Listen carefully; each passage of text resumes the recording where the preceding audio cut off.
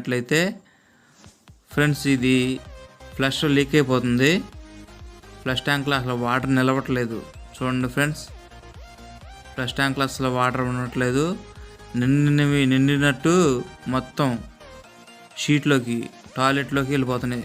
చూడండి ఫ్రెండ్స్ ఎంత దారుణంగా లీక్ అవుతుందో.